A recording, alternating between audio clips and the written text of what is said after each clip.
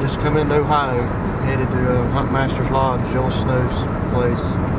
It's 3 o'clock on the November the 6th.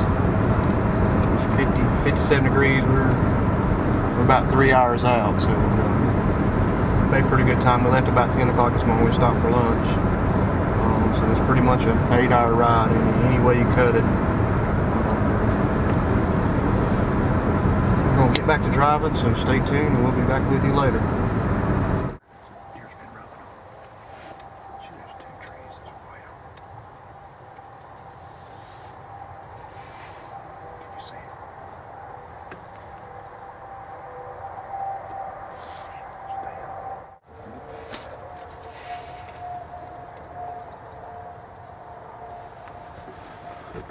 Alright, it's November the 7th. We're here at HuntMasters Lodge Ohio, hunting with Joel Snow. We got in last night around 7 o'clock. So this is our first morning in.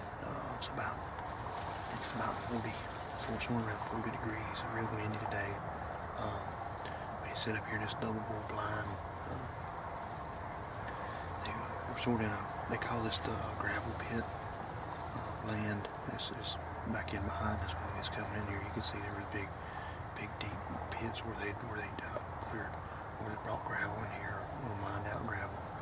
We're sort of in an area here that's set up, a funnel area between some of these old areas where they've mined out before.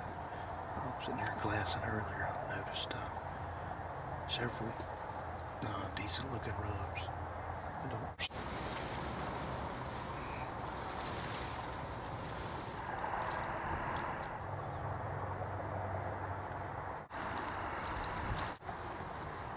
Back.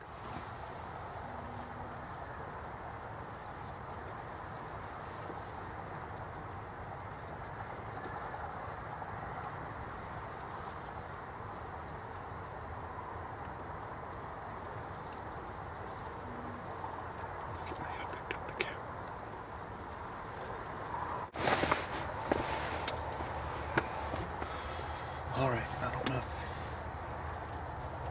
y'all just seen that, but we goofed up.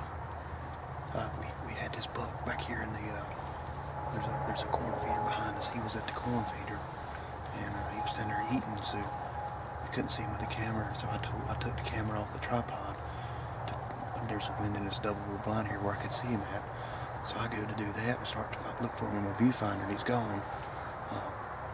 So all of a sudden I look out the corner, and here he stands. So I'm sitting here, he's walking to the left side of us, and I'm standing here with the camera. So what can I do? He's a solid 130 inch buck, but I mean, I'm stuck. He's out here 30 yards, as you see on the video, or probably 15 yards actually, standing there looking at me, and I'm standing there videoing him. I can't believe this. I cannot believe I did that. I didn't know what he'd do with the corn feeder. I figured he'd just stay there, so I was going to try to get a glimpse of him in case he went away. And what do you know? That's deer hunting. You can never figure these deer out sometimes. We sort of sitting here in this spot. Didn't know what we was going to see earlier. There was a 120-inch buck that went across the top of the hill. I think he caught our wind. And he was gone. Just got a glimpse of it, didn't get him on camera. And then this buck does this. And he stops after 15 yards and stands there for a minute. And I'm holding the camera. So he starts to mosey off to our right side. He stopped on the grunt call. And he's standing there looking at me. He turned around like he was coming back in. But he started away again, and I wheezed at him to try to get his attention. And he didn't like that, and so he bolted. So maybe he may not be the dominant buck in here, but that's a good deer. I would have definitely flung an arrow at him if I had my bow instead of my camera. So I guess I'm trying to be cameraman and hunter, and that don't work. So oh well. We're gonna settle back in and see what else happens. So stay tuned.